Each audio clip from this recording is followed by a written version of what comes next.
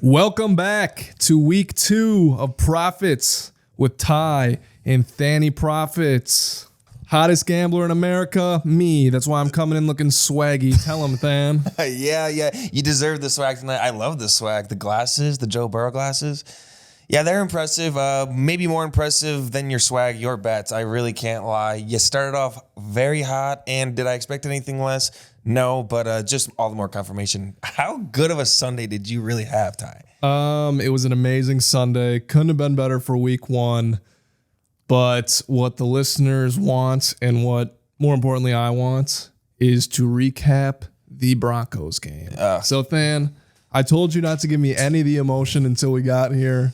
So give it to me. Ty, I'm the only reason I'm smiling is because I can't help but laugh how mad I am. I haven't been comfortable in 24 hours. That's why I'm sitting like this, to maybe at least get a little bit of comfort. If I didn't have a roommate, Jacob Fry, shout out, I probably would have been throwing things at the wall, breaking things, but I respect the security deposit. Got to do it. I'm a good man still. Yeah. First guy we need to talk about is Nathaniel Hackett. Obviously, I hate the Packers, so just the fact that he was an ex-Packer and is now just screwing me in my bets. I'm very mad at Nathaniel Hackett. I believe it was almost like an epiphany. Like maybe Nathaniel Hackett had no control and it was all LaFleur in the Packers, because it looked like he'd never coached a football game yesterday.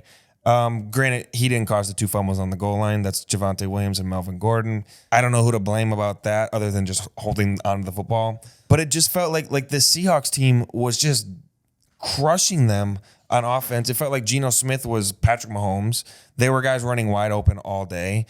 I mean, it's just not what I expected out of the Broncos. Also, Quinn Minor's hamstring injury. Sorry about that one, Quinn. Hopefully, Another friend of the program. Yeah, another friend of the program. And I kind of watched a little bit closely after that. And on the goal line fumble where Melvin fumbled, 61 was Quinn's backup. 61 comes in, and the guy who caused the fumble was 61's guy who he was blocking. So all the more reason, didn't expect that Quinn Miners was going to get hurt.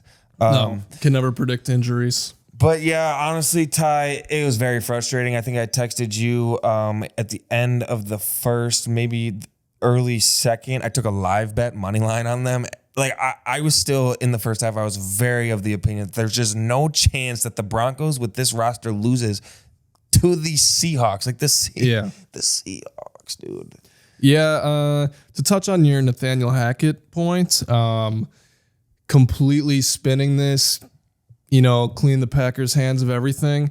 A lot of people like to talk about Matt LaFleur kicking a field goal in the playoffs. We're down 8. What are you doing?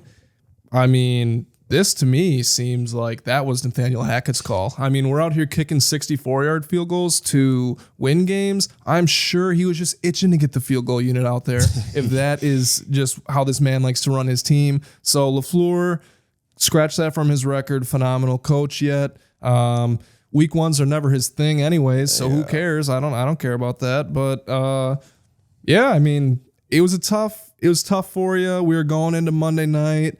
Lots of talks about how our records were looking, how important that game was. It was so important. I missed the first 5 minutes of the game and literally sat down to the Seahawks up 7-0, and I was just shocked. God. I was shocked the whole game and mad. I was very mad. But to your point about the management at the end of the game, so you have you have 3 timeouts.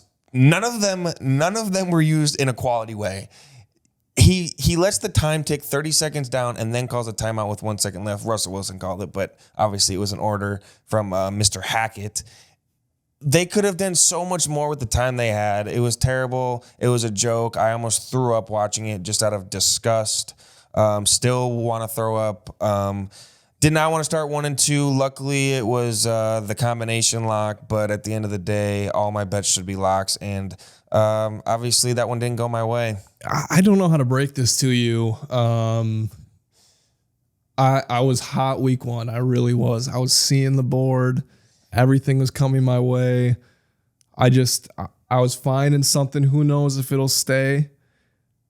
I believe that I am the number one ride or die guy. I'm big on the vibes. I'm big on, we have some people that we talk to who are known as fade gods. And there are some fade gods. That type of person, all fun and games, but do you love them? Do you want them in your corner when we're talking about specifically these kind of things? Great people, but do you want them in your corner for these things? I'll just come out and say it. I took the Seahawks plus 6.5. What? oh my God. You went against my combo. Yes. And here's the thing. It hurt me. I was literally sitting there. I'm like, I hate this, but I'm looking at that line. It made no sense. It made no sense. The line made no sense. In Seattle, they're known for their fans. I get that. So if that somehow the odds makers were taking that into consideration, which I guess they were to keep the line as close as it was, that Broncos team has been known for defense for years, but they couldn't do anything on offense, didn't have a quarterback. They brought in what a lot of people think is a top-tier quarterback in the NFL. They should have won that game, and that's what you were seeing with your play. It seemed so obvious that the Broncos should have. The fact they didn't even win is crazy. Nonetheless, didn't cover. I'm looking at that line. I'm like, this makes no sense. So I'm sitting there. I'm like, I know this is Dan's play. I know this is the combo lock, but the board was just, it was so easy to me this weekend that I knew I just had to go with it. And if it lost, I was never going to tell you. I was going to congratulate you on your pick. I was going to act like, thank God yours hits it. We don't need to talk about it, but interesting. Okay. But mine did hit, and that just, I'm hot right now. I hate to do that, but I knew yours was already placed, so I didn't tell you going in. And you can say too, I was texting you, I was keeping the vibes your way still. Like even when you're texting me, I'm like, they have to turn this around. Like they got this. Yeah. Like I was there for it. Yeah. But secretly, I was like, you were not rooting for my side. Yeah, to your point about seeing the board, you saw very well this weekend. I did not. That was very much that was a blind side, not with a question. That was a blind side. I agree with the line not making any sense, and that's why I took it. With that being said, a lot of times I feel like we go back to these things and we're like, that line didn't make any sense, and Vegas was right. Like. In our heads, Broncos should have been favored by like 10.5, but it turns out the line finishes at like 6.5. And we're like, why? Why in the heck is that the line? And then it turns out that Vegas was onto something. Just on Saturday, BYU played Baylor. Baylor was the 9th team in the country, and 21 was BYU. Or do I have that the other way around? Do you know? Losing credibility here. I believe you're correct. Hope we're not wrong here. Yeah, I think that's actually. Right. Okay, so yes, so Baylor was 9 and BYU was 21, but BYU was favored by 3.5. Right. I'm remembering now. BYU is favored by. So why is the 21 the 21th ranked team in the country favored against the 9th, especially a program of Baylor compared to BYU?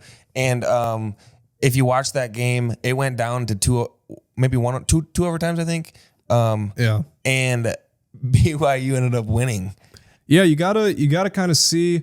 It truly is like, I'm not gonna act like I'm an expert, but I do think it comes with time.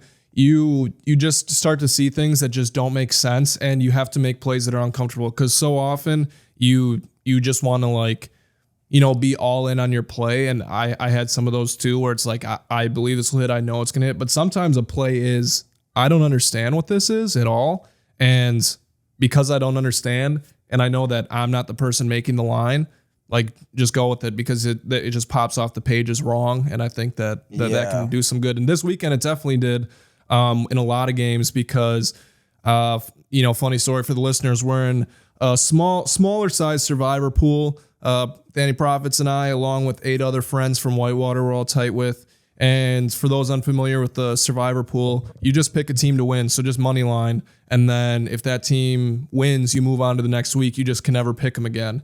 And there weren't that many long favorites, favored by more than 6 points this weekend. But so there, it wasn't like some picks that were just super, super obvious. A lot of teams lost. We had a Colts tie. One person was left in our survivor pool. We had a winner after 1 week. It's laughable. It's very laughable. Crazy. You wouldn't have expected that. My dad was in one last year, and I think it went pretty deep into the year. But Right, yeah. I mean, when we started this pool, first time that we're doing it, I understood the concept, but I was literally already thinking like, who am I picking week one that like could be that they might not be a team that I really like down the year. Like I was thinking a couple weeks down the line with my pick even, and it didn't matter at all because I mean everyone lost. It was crazy. You literally just had to get through 1 week and you won our Survivor pool like crazy. Yeah, I don't even. Hopefully, better luck next year, I guess. Yeah. So just getting at the point that if it's uncomfortable, that's something to look at right now. It's just week one. There'll be overreactions, but yeah, that's kind of what we're seeing. And it hurt me to go against you week one. Yeah. I do want you to know that I was on Brandon Cooks, your Mortis. I was on some of your other picks. I've been on your picks in the past. I'll be on your picks in the future. This one, if I truly didn't even have a feeling, it was going to be a no-touch game for me. I was just going to sit there and watch. Yeah. But I just kept coming to me that this makes no sense. So I made a play, and it felt dirty. It really did. Yeah. Just for the listeners out there, we're going to create a poll. It's a yes or no poll. Question being, do you think it is BS that my partner in crime went against me on my combination lock? Comment below. I'd like to hear the thoughts, because, partner in crime co-host going against the combo. Ballsy, Ty. Very ballsy. Yeah. Well, like I said, it felt dirty, but it worked out in my favor in the end. And I guess that's what I get to hang my hat on. It did. It did work out in the end. Yeah. So I guess let's just move on to talking about the week one records. For those who weren't paying close attention, I went 5-1 on my 6 picks. I went 3-0 on my locks. The profits parlay, however, did not hit, and it was my leg that didn't hit on it. So if you want to count that as 5-2, go ahead. The one thing I want to say about it, though, my 2 losses, my 1 loss was a sucker play, and I'm just talking about things that don't make sense. That Titans line minus 5.5 against the Giants at home, to me, that popped off the page.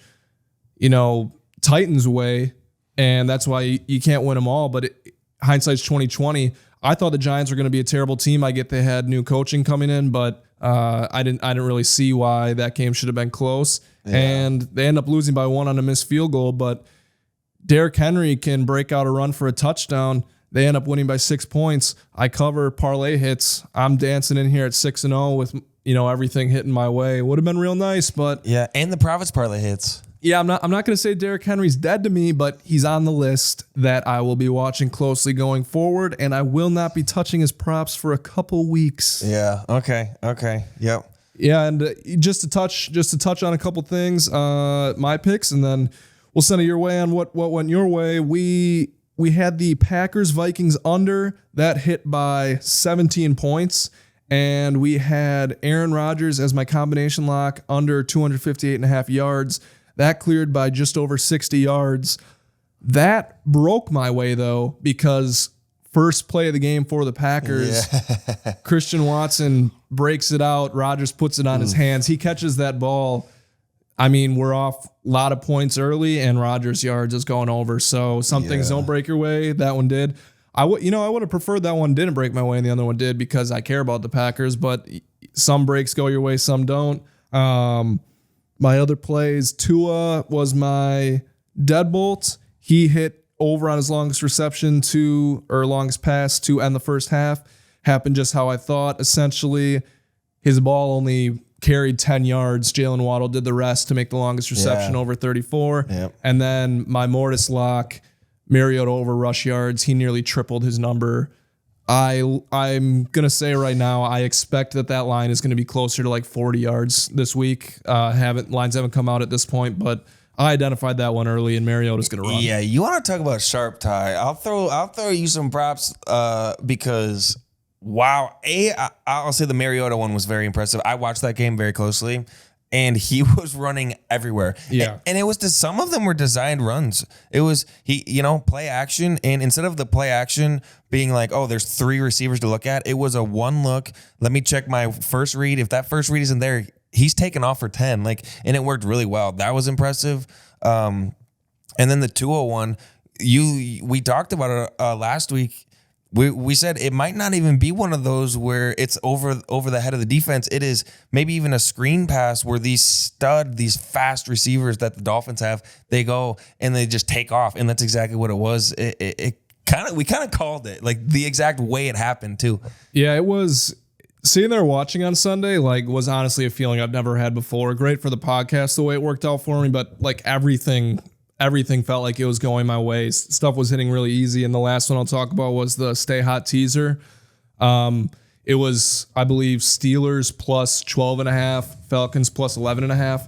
Steelers won outright, and Falcons lost on a field goal under a minute left. I mean, those are also games where those two teams also went outright. I literally didn't sweat anything except for the Titans game, and it didn't even hurt me when it didn't hit because I legit didn't sweat Sunday. It was crazy. I haven't had a day like that, and we're going to try and stay hot, check the pockets. Yeah. What it do. Yeah. Hey, and at the end of the day, the goal of this podcast, we're putting food on the tables for families around America. Ty, you did your part in that. Stay hot, Ty. Yep. Stay hot, Ty. All right, talk to us then about what went your way. Yeah, what went my way obviously was the Mortis, as it always does. Let's just reiterate, Mortis is now 6-1 lifetime. The Mortis is a 3 to 5 unit play for the listeners. So whatever your unit is, 3 to 5 of those. And so while my record this week was 1-2 on my locks. Let's go over the unit plays for the system, at least for my side of the locks. The combination is always a 1 unit play. The Deadbolt will be a 2, and then the Mortis is a 3 to 5. So if I love a Mortis one week, I'm going to say it's a 5 unit play. The Deadbolt and the combo will always be 1 and 2 unit plays. So let's just even pretend that, because I didn't specify last week what my Mortis was. So let's just say it was a 3 unit play. With that math, we're still even on units. That's a 0 unit win for the week. Which is it a win? It's a tie, really. Stay out tie. Stay out and tie. But if we did put 5 units on the Mortis, which a lot of people like to do, we would be up 3. We would be up 2 units. 2 units. Yeah, we're plus money. By a decent leg, a decent amount. We built ourselves a buffer now, but yep, it says it right in the name. We're gonna stay hot. And you're going to get profits, and we're going to continue to do so. Week 1, things could have went our way maybe a little bit more, but I think all in all, it was a good week 1 for the pod. It was phenomenal. I mean, look at, you went 5-1, I went 1-2, so 6-3, and the Mortis hits. Like, the biggest thing is the Mortises were money. Yeah. Those are the big unit plays. And I think we even said last week, the big unit plays are the ones we hit on. Like, we will hit big on that big unit plays. And we proved it to the listeners. Yeah, and I think, it'll be cool going forward too. I said this a lot in the first podcast we did. We're going to track the season total too. So we'll talk about week by week, but then season. I think it's going to be pretty cool to see how it plays out in the end. I can't wait. Yeah, so I just wanted to touch on some other, I guess, overreactions or trends you may have noticed in week 1. Yep. Something I want to make the mental note. I don't know if I'm going to have to set myself a reminder. It just really felt like the players that didn't play in preseason, I'm talking quarterbacks, like it was bad in week 1. The ones that jump out to me, Matt Stafford didn't play in the preseason. Yeah. Who else? Aaron Rodgers didn't play in the preseason, and Joe Burrow didn't play in the preseason. All those jump off the page to me as quarterbacks that really struggled in what teams think are going to be high-powered offense. So you could say it's an overreaction. Maybe some people are counting them out. I really doubt they are because those are big-name players, and I think they will turn it on. But something to look at next year maybe is if teams aren't taking the preseason seriously, which you can understand why in some aspects with injury, but they're coming out slow in week 1, and I think that's something to look at. Yep. On the other end of that, the Bears, I follow the Bears very closely. The preseason, we went 3-0, and the Bears, like the amount of energy and passion coming out of the organization with just the new regime, and then the jump that everyone expected Fields to have this year. We come out hot, and so we put a lot of effort into that preseason. And week 1, we come out and other than the Seahawks beating the Broncos, I mean, you could probably argue that the Bears beating the 49ers was... Yeah, I don't think Russell Wilson played in the preseason either, I'm pretty sure. So that's another one that kind of goes that way. Yeah, something to look at next year. Good eye on that. Yeah, I think we got to look at that. Other kind of notes I kept for myself. I'm just gonna rattle off a few here. Trey Lance is. I mean, they were playing in a tsunami, so I'm not. No offense, I'm not even giving you credit for that win. Like, it's a good win for you. If I was a Bears fan, I'd be looking at that. That win means literally nothing to me as far as what I'm looking at going forward when I'm making picks. But with that being said, I get it might have been tough to throw in that rain. I think Trey Lance is the worst starting quarterback in the NFL. I legit do. I don't. I mean, you have people like Joe Flacco out there starting. Whatever, like I'm going to count that as Zach Wilson, I guess, in my head, and I'm going to say Zach Wilson is better. I think Trey Lance is horrible. I think the 49ers believe he's horrible. I really think this dude is hot trash. Yeah. I think the game's a little fast for him right now. Like, it just doesn't seem to be clicking. Nothing. And I didn't have my eye on it the whole time. I was going a couple screens, but excuse me, that he just looks really bad at football. Yeah. I don't know how else to say it. And I think that George Kittle and Deebo Samuel are the most valuable people on that offense. And, that's not really the hottest take, but usually you like to say your quarterback is your most valuable piece. You look at someone like Dak Prescott who went down. How does that look for the Cowboys going forward? If Trey Lance goes down, that team might even be better. I think if you bring Trey Lance out, but we get Kittle back in week 2, I like how that team looks, because I think Kittle's more important to how that play calling goes down than Trey Lance. I mean, I don't know. That was something that popped to me. Another thing I was looking at, I'm going to keep my eye on. This Eagles defense had a lot of hype going in. People talk about their roster, and, I do think the Eagles will be a good team. I don't know what I thought about them in the preseason as far as winning as much as some people are saying, but they do have a good roster. That defense gave up a lot of points to the Lions. So do we look at Eagles defense being bad or the Lions offense being better than expected, and vice versa with the Lions offense and their defense? I mean, it was just a high scoring game in week 1, and I think it'll be interesting to see how those teams do. Yeah. One regarding the Eagles, one pick I thought about taking preseason as a future was Eagles to win the NFC East, and it just looks money now with Dak going down. Right. And that offense, Jalen Hurts, fantasy wise, he's a stud. And my view of football is very much in like a betting and fantasy scope. But if we're just talking even football, he looks like he's becoming more of a winner. He's becoming more efficient. AJ Brown had 152 receiving yards. Yeah. Like, he's ready to lead a pretty solid offense. That O-line's money. Like, they have a lot of weapons over there. Right. I think the Eagles are kind of a play. Defensively, you just said, don't really know what to think about the defense. On paper, they should be a little better than they performed. Moving forward, I'm gonna be on the Eagles if I like the matchup, I think. Yeah. No, I mean, there were a lot of good things to take from that game, but you gave up 35 points to the Lions in a game that you kind of had, in your grips pretty good, and to end up with that being a 3-point game and not covering, I think ended up being kind of interesting. The last point I just wanted to bring up is with the AFC North, and how that kind of went. The Ravens are on that crazy win streak in the preseason, so they get up for games in the preseason, and they brought it against the Jets. They're the one good team that I think did what they were supposed to, and that's who our guy won his survivor pool on. And a team that stood out to me, I think the Bengals will be fine, but the Steelers stood out big time with the way that defense played. And I know TJ Watt's going to be out for a little bit, but that defense was crazy impressive. Yeah. One thing that is fun to look at is Google Mike Tomlin's record, like in his career, year by year. He hasn't had a losing season in like forever. You know how many rosters he's had over the years, and he just produces wins? Like, the Steelers, to me, it's hard for me to pick against them because Tomlin just gets his teams ready to go.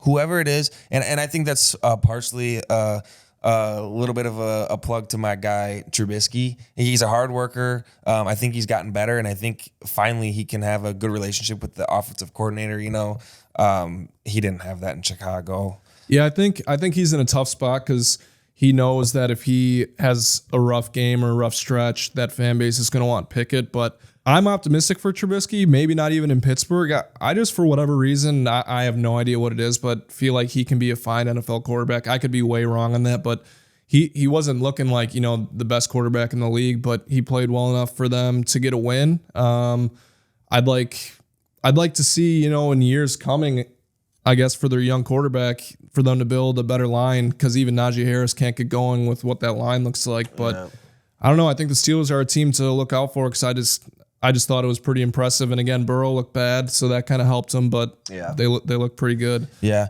Quick overreaction that I have, actually. So back to the Rams game on Thursday. I know it's been a while by now. Oh, a long time. Yeah. So everyone's talking fantasy-wise, Cam Akers, Allen Robinson. Allen Robinson had a dud of a game, and Cam Akers barely played. And when he did, he couldn't even block. Like, he looked pretty pitiful. Yeah. I'm overreacting to Cam Akers. I think I don't want to touch Cam Akers. If I have Cam Akers on my fantasy team, I'm unloading him. I think we are overreacting to. A lot of people are overreacting to Allen Robinson's rough game. He was open a lot. And, all the jokes about Stafford after the game on Twitter. At the end of the day, they're going to make adjustments. Like, he's not going to be able to throw to Cooper Kupp all season. Allen Robinson's going to get some targets. I think people are overreacting on Allen Robinson. He'll be fine. Yeah, I think the Allen Robinson, I think that's a good, overreaction to kind of spot. I think he'll be better. Cam Akers, yeah, you have no idea. What I'm overreacting to from that, and the media's picked this up a little bit, I don't know if you saw it, something that I completely forgot about is Stafford's offseason elbow surgery. And, I saw somewhere a quote along the lines, I think from McVay, saying it was an odd surgery for a quarterback to get. And, you don't really think about that, but just kind of a weird thing to hear. And he didn't look like himself at all. So something to maybe look at. I don't want to count Stafford out. He's a tough dude. He played through a lot in Detroit. You think he's still going to be good. He now has a Super Bowl under his belt, but if he can't get good and he had a couple throws that were just a little high, a couple behind, again, that can be a lot of the preseason missing, but something to look at maybe with the Rams. The Rams are a huge question mark. That was a team Thursday night. I thought, they were going to knock off the Bills Thursday, to be honest. It wasn't even close. No. Yeah. Something we definitely should spend some time using our eye test on him. Like, are his throws sailing? Not necessarily just stats. Like, we need to watch Stafford play. How does he look? Very interesting. The elbow surgery. That's a Tommy John type surgery for a quarterback. Kind of an important thing. So hopefully, I hope the best for him. I like Matt Stafford. They have a great roster, and they're a Super Bowl contender, obviously. So we'll see. We'll use our eyes. Yeah, I think week one is huge overreactions, but I think the way I'm looking at the board now this week is, if I saw this game in week one, what would I have thought about it coming from the offseason, and kind of throwing out what happens maybe in the first week, and just kind of judging on that is kind of how I looked at the board this week, because I think you get those overreactions, but obviously the season can't go exactly how you predict. So some of these things will be here to stay. So obviously stuff you have to look at when you're gambling on things. Yep. Now we are going to get into everyone's favorite segment here. Let me get to my board. Blindside. That's just fire every time. You want to say it one time? Yeah. I'm dying to say it. I'm dying to say blindside. I mean, it's sick. It's dope. And let me get a little sound effect here. Learning the board. Producer Matt really comes through on some of these things, and this board is just mad nice. So I know the people are going to like this, but blindside. All right. Seeing the board. All right. Yeah, seeing the board. That's a good one. Profits over there. I like that. I know. All right. This one I think is pretty interesting. I put a little thought into it. How am I going to blindside you? So we're talking everyone's favorite fantasy player position. Can you guess which position I'm thinking of? For me? Yeah. What position do you think I'm about to ask you about in this blindside? Tight end. We're talking kicker. Oh, okay. Kicker. All right. Wow. All right. Okay. So, widely regarded, I'm not even going to ask your opinion on this, widely regarded as the best kicker in NFL history is Justin Tucker. Yeah. I'm going to run you through his career stats at certain distances, and then I'm going to give you the blind side. This man is a 99% hitter on extra points. He's above 99%, but he misses a couple. That's fine. From 20 to 29 yards in his career, he is 77 for 77. Oh, wow. We saw misses from 20 to 29 just in week one. He's 77 for 77. From 30 yards to 39 yards, he is 85 for 88, 97% clip. From 40 yards to 49 yards, he's 90 for 100, 90% clip. 50 to 59 yards, I was surprised at actually how little this number of attempts is, but he's 13 for 15, 87%. And 60 plus yards, 1 for 3, 33%. I believe he has the NFL long. He throws the NFL long that isn't in Denver. It's like 65 yards, 66 yards. He hit it against Detroit, I think, to win a game last year. Yeah, and hit the crossbar and it bounced up and then it went in. Yeah, so awesome. The man has a leg. All these field goals combined, he's 91%. The blind side I'm going to hit you with. You're a GM. You're working on building a team. You have a little bit of job security here. People maybe aren't expecting you to win right now, but you're building a team that's going to be successful. Let's just say at some point you're going to be in a running for like a Super Bowl championship. Yeah. I'm guaranteeing you a kicker that is 100% at extra points, 100% under 30 yards.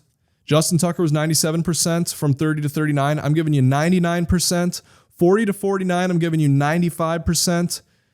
50 to 59, we'll go 90%. 60 plus yards, I'm going to give you 50%. So this kicker would clearly be the best kicker statistically in NFL history. I'm guaranteeing you those numbers. What draft pick are you taking this kicker? In an NFL draft. NFL draft, you're picking a kicker. Though, kickers don't go very high. I'm guaranteeing you the best kicker of all time. And I'm going to give some context to maybe point you in a direction, but you're going to let me know. We saw a lot of missed kicks in week one. Oh, yeah. We saw the Bengals and Steelers. No one wanted to win that game. No. We saw a missed extra point in Tennessee to win the game for the Titans. Or not extra point, field goal. We saw a lot of missed field goals. Bears kicker Cairo Santos missed a couple. Cairo Santos, scar of a memory, the double doink in the playoffs. Like there's field goals clearly matter. Where are you taking this kicker that you get on your team for 15 to 20 years? Yeah, well, yeah. Well, see, I'm a big believer in that Chicago Bears team that went with Trubisky when we had like the first year we signed Khalil Mack. When we went 12-4, that defense was ridiculous. I thought that we were better than the Eagles when we had the double doink. We were the better team, and I was of the opinion that we could have gone to the Super Bowl that year. Yeah, a little delusional, but I'll let you have that. Dude, I mean, hey, every fan's a little delusional, but at the end of the day, I was very high on that team, and the reason we didn't win that game was because of a kicker. Doink. So just to clear some things up, I have a franchise quarterback still on this team. Yeah, I'll say you have a young quarterback who's building, but you believe in where your quarterback is. You're not looking for a quarterback. So you may be looking for other positions. You may have a weakness, O-line, D-line, whatever. I'm going to say you have a quarterback that you like. Okay. Those, because of how good Justin Tucker is, you talk about reliability, when he's stepping to the ball and lining up, he has a 95% chance that he's hitting it from pretty much anywhere from 50 to 59, he was 13 for 15. Correct. From 59 and in, he has a really good chance that he's hitting it. Yeah. And we see so many times kickers winning and losing games. People laugh at kickers in like the average fan would be like, "Oh, you play kicker, like you're a joke." Dude, kickers come into play in football games in the biggest of times, and Justin Tucker, he is the best kicker ever. And I would say my first reaction was okay, first round, no, because you can get a game-changing player in the first round, like an edge rusher that just wreaks havoc, or just solidifying like a left tackle for your quarterback. But I don't see why, if I'm guaranteed what you're telling me, like the percentages, I don't see why he's not even a second round pick. I'm going to pull something up here, but something else to kind of think about is Evan McPherson, who was taken in the draft, I think like 2 or 3 years ago, young kicker for the Bengals. Yeah. I'm pretty sure he missed one under 30 yards this week. And backup long snapper, whatever the hell people are saying, I don't know. But it's like, That was Anderson. yeah, Anderson. I mean, but he's still like Justin Tucker is 77 for 77 under 29 yards. I'm sure there were days where that weather was horrible. I'm sure there's days like winds blowing, rain's pouring, pressure on, all that stuff. All right, I'm gonna say I'm gonna give you a couple other things here. I don't know much about the Bears draft picks. Okay, and maybe we're testing you here. I have no idea. I said you get them for 15 to 20 years. Yep. So let's go back to 2007.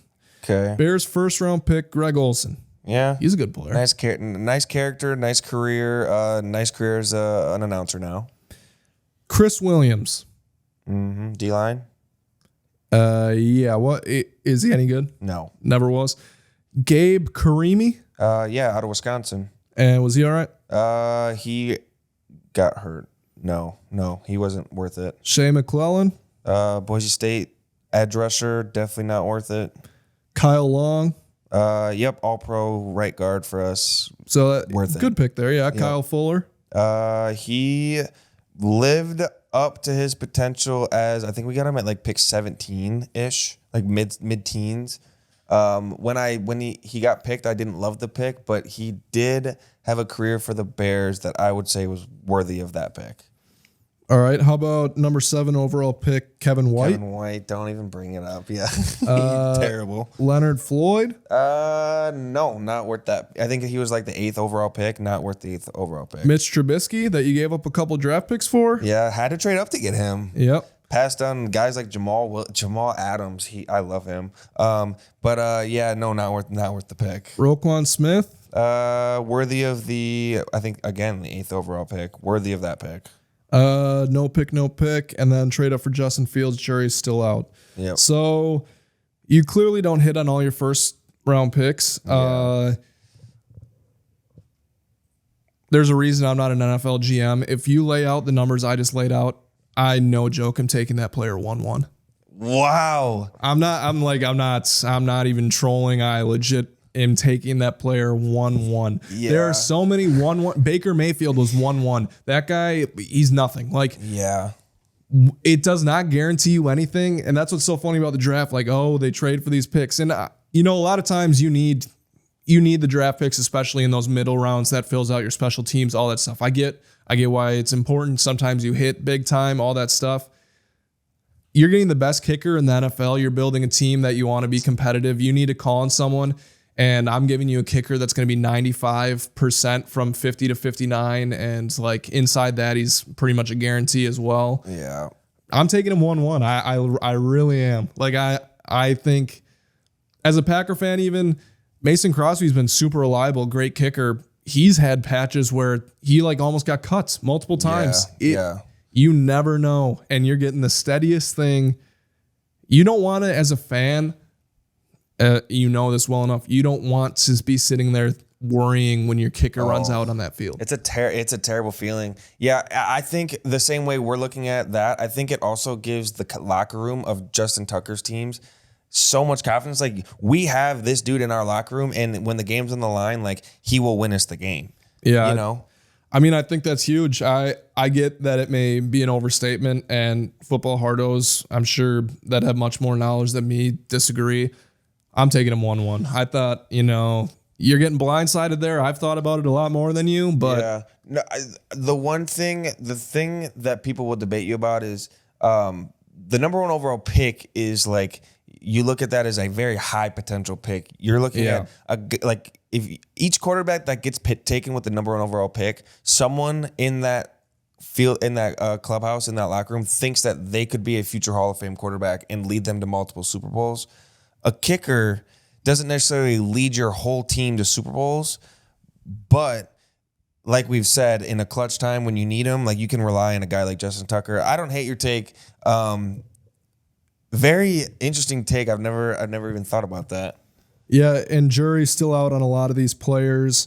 I have opinions on them, but not everyone does. Kyler Murray at 1.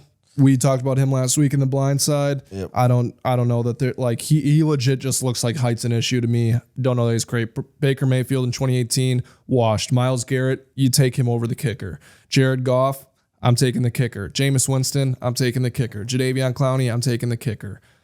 Andrew Luck's retired. Hindsight's 2020. I'm taking the kicker. Cam Newton, kicker. Sam Bradford, kicker. Like. These number 1 overall picks haven't panned out that well. Yeah, so a lot of them are quarterbacks, and that changes. I mean, I told you that you have a quarterback that you like, so that obviously changes this question. Yeah. But so you look for that quarterback at 1 more times than not. But I don't know. Yeah, that's a great question. Yeah, that's a great blindside, Ty. Appreciate that. Yeah. Listeners, in the comments, what are you doing? I'm curious. Yeah. I'm curious if we're gonna get clowned or if people are like, you know what, you guys are geniuses. Yeah, I mean, well, Might be getting reached out by some GM. GMs might be contacting us, being like, "You're onto something." yeah, they might be. They really might be. So before we start talking about week 2 lines, I understand that we may have some listener questions. Producer Matt, do we have listener questions? Ho-ho! We're back. Listener questions coming my way. Thank you, Producer Matt. We're getting blindsided by the listeners I here. have man. no idea what this question could be. Go a lot of different ways. All right, so a question from an anonymous person. Have you ever done a Survivor League for the NFL? If so, how'd you guys do? I have a feeling I know who that sent that one. Why don't you take that question? Yeah, I would assume that's my roommate Jacob Fry, and the reason he's asking is because he wants to see us suffer through telling him that he was the winner. Yeah, we talked about this a couple minutes ago back in the pod, but we have done one. Yes, listener. The answer is we yes. If so, how'd it go? Look, it was a crazy week 1, and congrats to you for really, really seeing that one well. Congrats to you, listener. Assuming that he is. Yeah, right. We have no idea. Yeah, we have no idea. We don't have the number saved. Yeah. With that being said, yeah, Survivor pools. I don't know what to think about them because the only other reaction I have is because my dad did one and that lasted into the season, but this one literally it was 1 week. I don't know. Yeah. I like Survivor pools. We'll see how it goes next year. Yeah, shout out to the listener. Yeah. Good question. All right, we have a question from. We'll just do one more today. We have a lot of them that came in, but we'll just do one more. Interesting. Who will be a bigger bust this year, Kyle Pitts or Alvin Kamara? Wow, I have a feeling. Okay, this actually gets into something I did want to talk about. Thank you to the listener for this excellent transition. Yeah, Coach Ragone is the offensive coordinator for the Atlanta Falcons. Right. I watched this Falcons versus Saints game very closely on Sunday. Why? Because I am very high on Kyle Pitts this year, and Alvin Kamara was my first round pick in fantasy. So I had to watch this one really closely, and I'm watching how is this Coach Ragone, this guy, scheming Kyle Pitts the ball. You got to scheme a 6'6", 250-pound guy that runs a 4.4 the ball a lot. He did not get schemed the ball enough. I had to take to Google and figure out who's calling these plays. And so I'm looking into this guy's past, Ty. Tell me about this little crab ragoon boy. I don't know how he is calling plays in the NFL. He hates tight ends, doesn't he? He hates tight ends. Last year he called plays for the Falcons. Yes, he did. But before that, he was the quarterback's coach for the Chicago Bears. I didn't even know this. And let's think. So he was the quarterback coach for the Bears for 5 years before 2 years ago. So and 7 years ago, he got promoted. So who he helped develop would have been I think like even 5 years ago, we were still into the time of like, okay, Glennon was on the team like back then. And then obviously Trubisky comes along. He never probably saw Jay Cutler, but like he did a negative job at developing quarterbacks in Chicago. And all of a sudden he gets a promotion to go call plays for the Falcons. I am on this dude's ass hard. If he even tries to not scheme the ball to Kyle Pitts this week, I'll probably send him a DM. If I can get an email, I will be sending him an email, a phone call if I can get his number. This guy is going to be the bane of my existence if he doesn't start scheming one of the best athletes in the NFL the ball. Bigger bust, Kyle Pitts or Alvin Kamara? I mean, I guess the answer would be Kyle Pitts because of this stupid guy that we're talking about. Crab Ragoon. Yeah, he's literally a crab ragoon. And I just think Alvin Kamara, like he's too proven, and that the Saints have always relied on him too heavy for him to not get the rock like much more than he already did. He was dealing with a rib issue last week.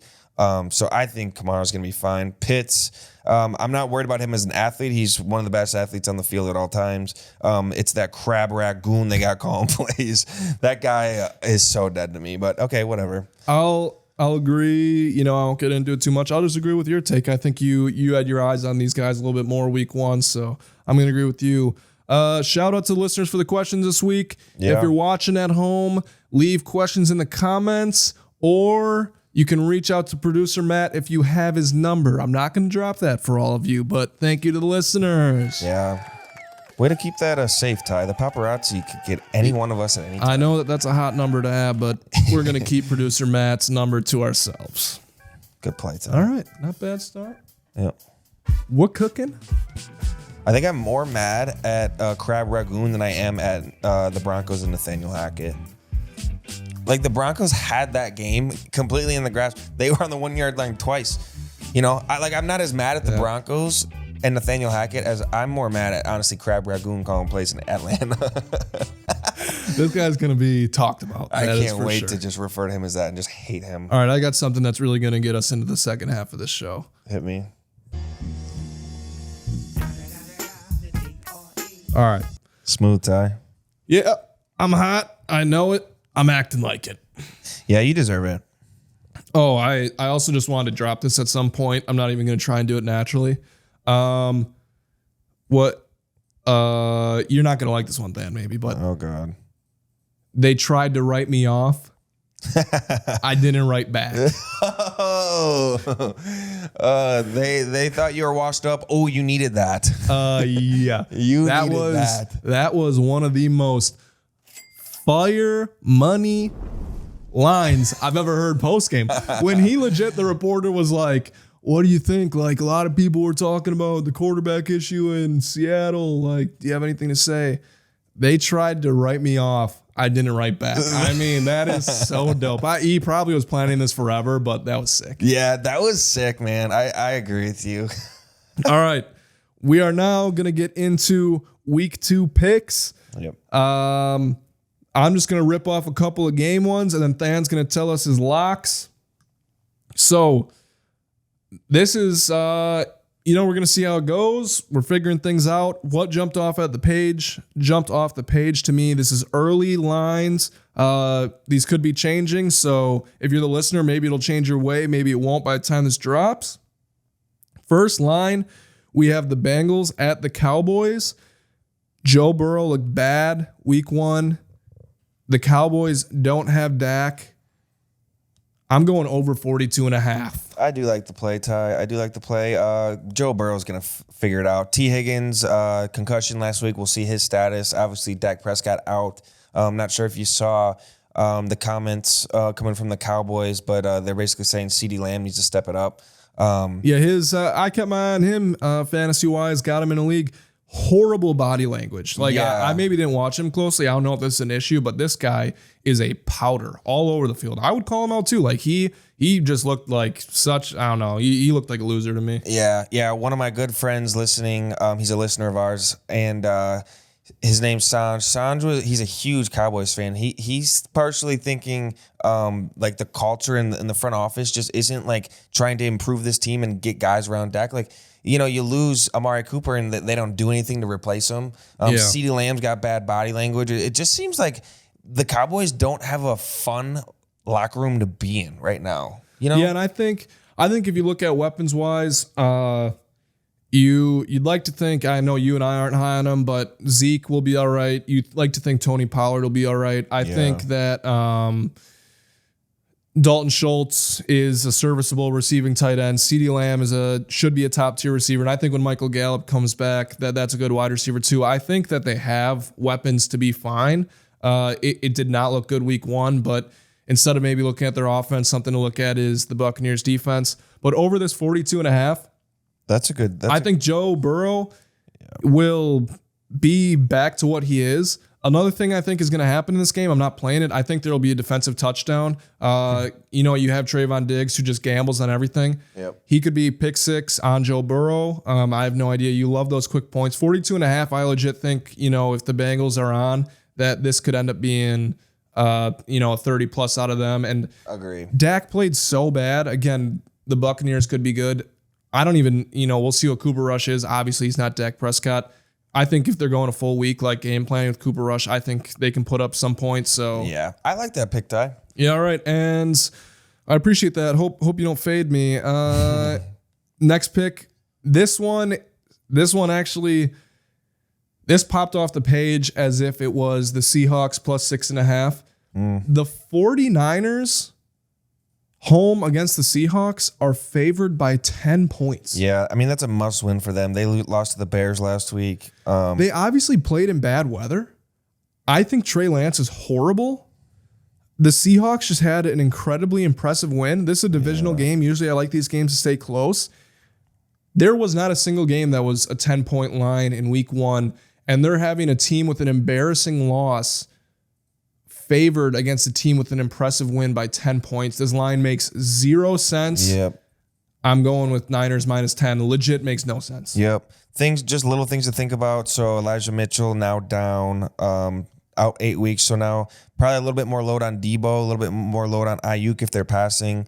Backup running back, I heard his name on Twitter. Jeff Wilson. Yeah. So he'll be back. Seahawks, I think that home field advantage last night for the Seahawks.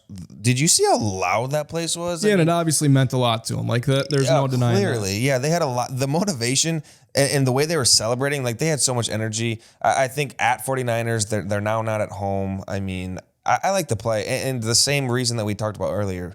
The line, like that line, technically doesn't make sense, and so you take the other side. Yeah, and I want the listener, if they're thinking about picking this, I'm going to take it regardless now that I said it on the pod. Something I'm really looking at is if Kittle's playing in this game. If he's playing, I love this pick. Like I've talked myself into loving it, even though I don't understand it. If he's not playing, this makes even less sense. I'm still playing it, but I mean, this is a crazy line to me. Yeah. So those are 2 games. We're going with the Stay Hot teaser, which was 1-0 and won very easily. And we're going with the same type of system that I went with. I'm picking divisional games and I'm adding points to the team that is the underdog. So Saints play the Buccaneers at home. I'm teasing that up to +9. And the Jaguars play the Colts at home. I'm teasing that up to +10. Again, just the thought here, I'm just going to go with the system rather than really thinking on these tease ones. Divisional games. Both these teams are actually home as underdogs too, which I really like. I didn't even do that last week, and I'm just giving them more points to work with. So, yeah, I like it.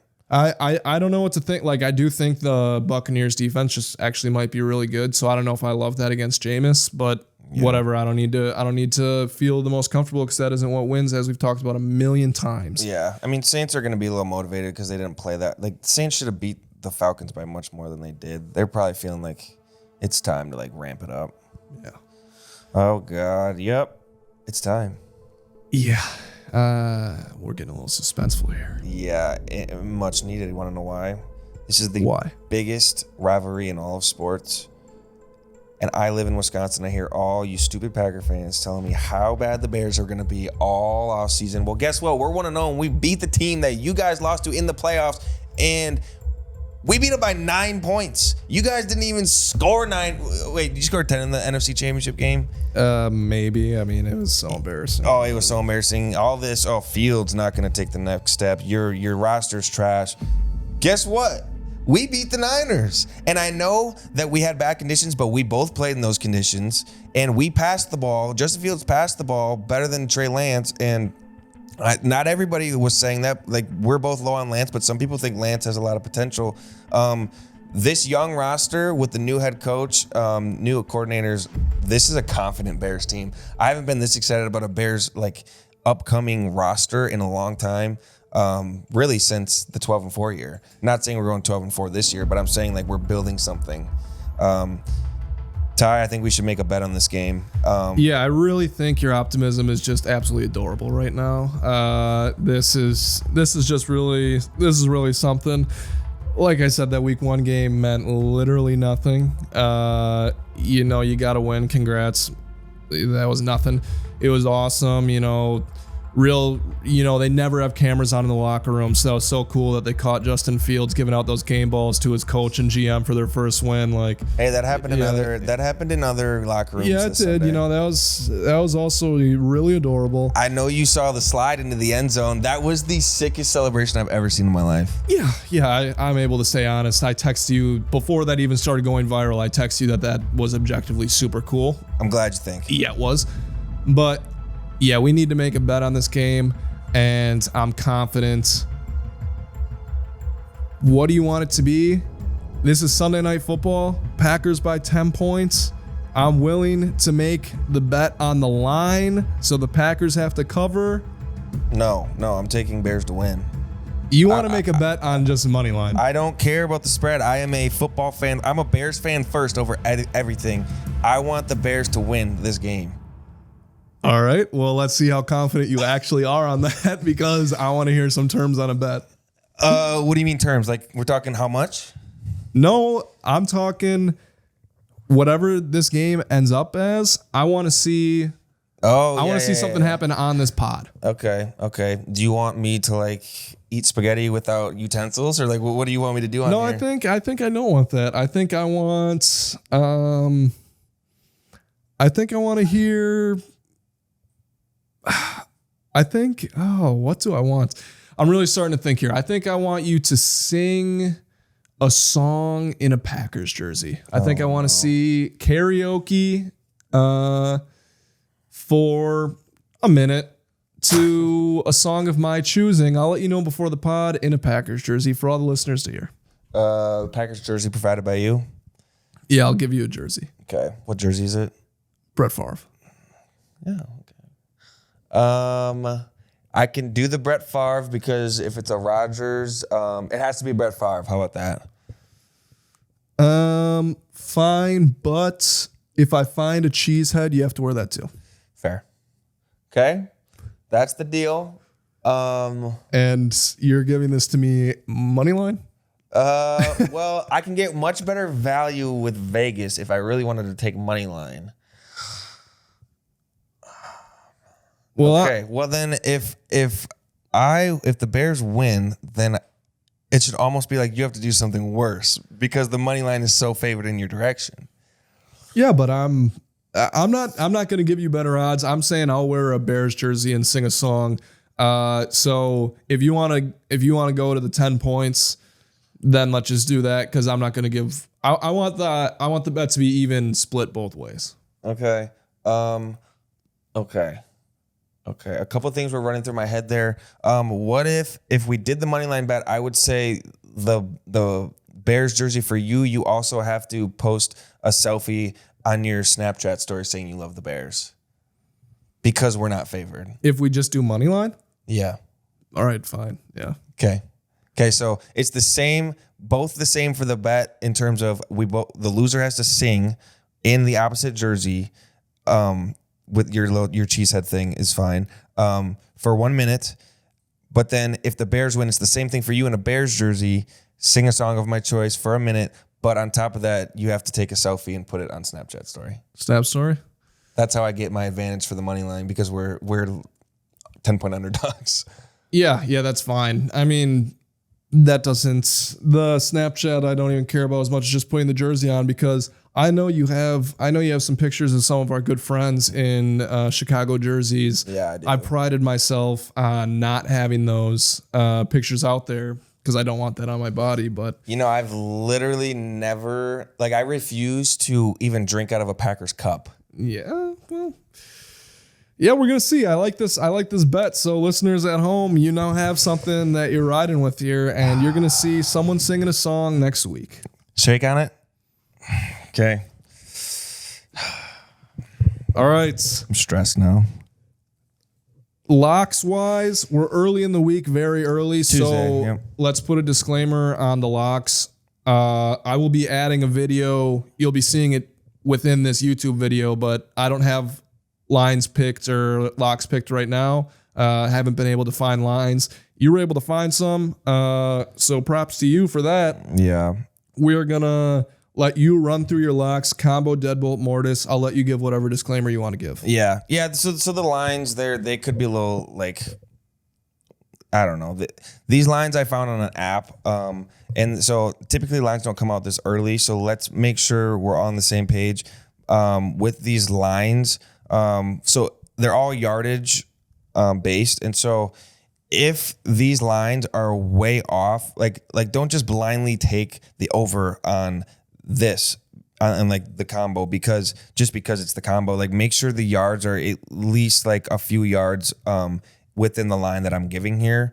And hopefully these lines don't move too much. Last week you saw the mortis move like 3 yards during the last couple days leading up to the game. So just make sure the lines are relatively in the range that I'm giving you here.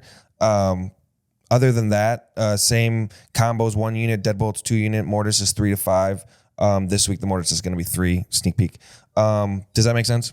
Yeah, and I actually want to interrupt with what you just talked about, peek behind the curtain. I took your mortis because that thing's a guaranteed winner. Yeah. And I believe you gave it out at 60 and a half. Yeah, I gave it out 60.5. Yes, and I got it at 62.5 because I didn't place it at the time. He was sitting like late third quarter, I think. So it wasn't like super sweat, but he was sitting at exactly 62 yards. Yeah. And literally, this has happened with your mortises before where I'm like, just a couple of yards, like whatever. It's not like that's going to be the difference. He was sitting at 62 and I was like, this is gonna be the difference, but he hit easy. So no worries. It is something that comes into play more than you would think. Every now and then, like someone will win the bet or lose the bet by 1 yard. And so those yards are actually very important. I did a lot of this with basketball, like in the NBA playoffs. I was big on player props and like comparing lines from different books and like, okay, like if someone's supposed to score 29 on this book, but on this book they have them at 27.5, it's like take the over on the 27.5. Like a few times it literally hit by 1 point and it saved me like 4 or 5 units. So make sure you have the correct line. Don't just reach on it blindly. But let's get into the combo. So combo lock this week, McCaffrey over 55.5 rushing yards. So he didn't have the best game week 1, but neither did Baker. Obviously, it was pretty obvious Baker was not ready to roll.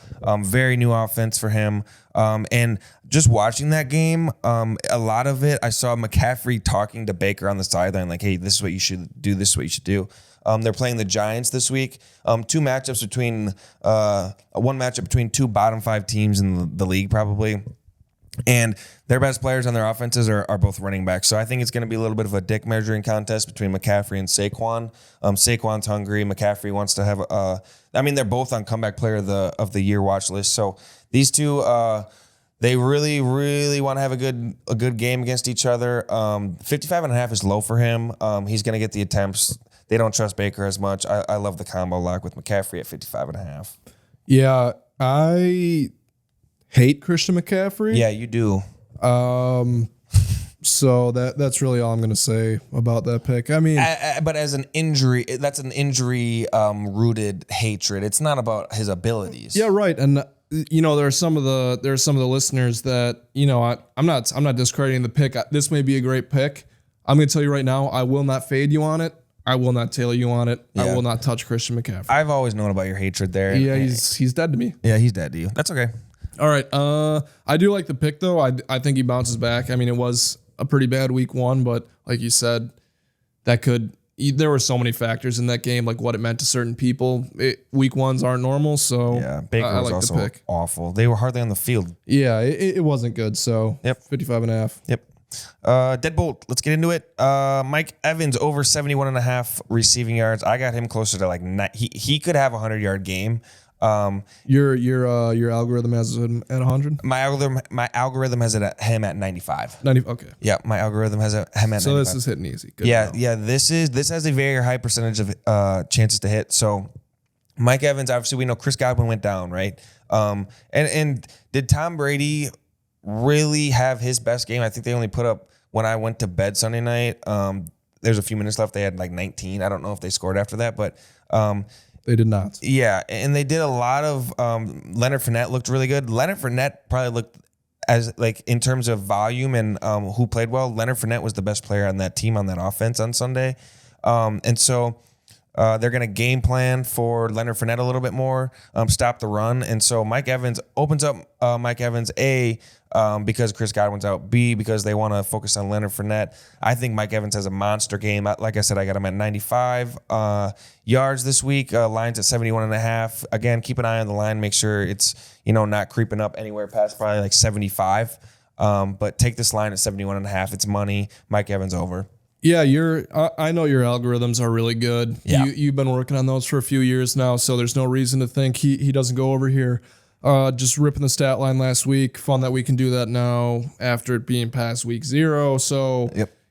targeted 7 times, 5 receptions, 71 yards in week 1. Yep. That game, I think everyone was probably watching. Sunday Night Football was a horrible football game. They weren't efficient in the red zone, and that's where Mike Evans really is the most dangerous. He had the 1 touchdown in the game, I believe. So, yeah, I like the play. You'd like to think Mike Evans, I mean, he's a weapon for sure, and Tom Brady's going to be better. So, Yeah, and volume increase with Chris Godwin out. yeah, and your computer has him there, so no reason to think otherwise. Yep.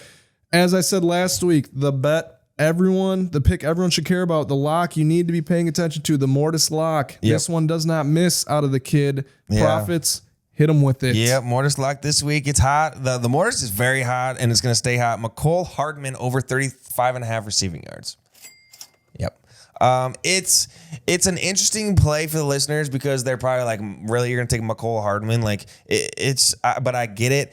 It's sharp. It's sharp, though. It's sharp. It's very sharp. McCole Hardman, I don't know if you watched the Chiefs game, Ty. They were slinging that thing all over. Again, it's very apparent that this Chiefs team is not here to run the ball. They toss the ball a ton. Mahomes looked money in his in a game that I thought, we kind of both said the Chiefs might not be as good this year. Patrick Mahomes kind of reminded us why he's a Yeah, that was a what dog. I was definitely the most wrong about week 1. Yeah, Mahomes is still a dog. We never should have thought that. And Kelsey had a great game himself, but can Kelsey continue to be like they're going to start paying more attention to him? And McCole Hardman's just a nice little sneaky piece that has consistently been there. You look at teams that keep guys around.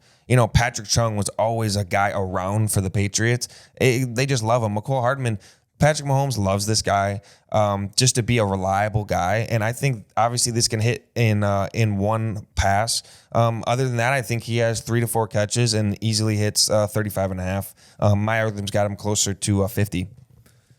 Yeah, this is you gotta love plays like these. They happen obviously more with the yards rather than receptions and stuff because you need multiple. Yep. This could hit instantly, Yeah, it takes one. It literally takes one. and there's nothing better than that. Just knowing that you have something that hits first quarter or whatever it is. So I like the play. I like Hardman. Why not? I mean, Yeah. your algorithm has them at like 50, and I bet your algorithm has, that 50 yards could be coming from one toss. It might. You Yeah. never know. I mean, I know your algorithm runs like 1,000 different scenarios. I'm sure at least, a few of them have them that way. Yeah, no, for sure. I mean, that's the nature of that offense too. Mahomes a gunslinger, and just the pure entertainment standpoint. If you're watching this game, you're the Chiefs lineup. Every single play, you're thinking to yourself, "My bet could hit in one play." Yeah. And this is a good one for the opposite of maybe the Tua's longest pass completion. Mahomes is one of the best deep ball throwers in the game. Hardman's got the wheels. Yep. You covered all the things, the reason to love this play. And as you did last week and it hit for you, this is what you're including in the Profits Parlay as well. Yeah. My leg is to come in a few moments for the listeners. We're going to hit this week, and it's going to be wonderful. Yeah. The Profits Parlay, one out of the 2 legs hit. The other one, pre-game, Henry to score a touchdown was minus 170. My leg was minus 110. So it's like Vegas even thought Henry was going to score a touchdown. Right. You know, like it just didn't happen, and we'll hit it this week. Yeah, so thanks for listening to this part, and let's kick it to Stay Hot Ty on the cam. On the cam. All right.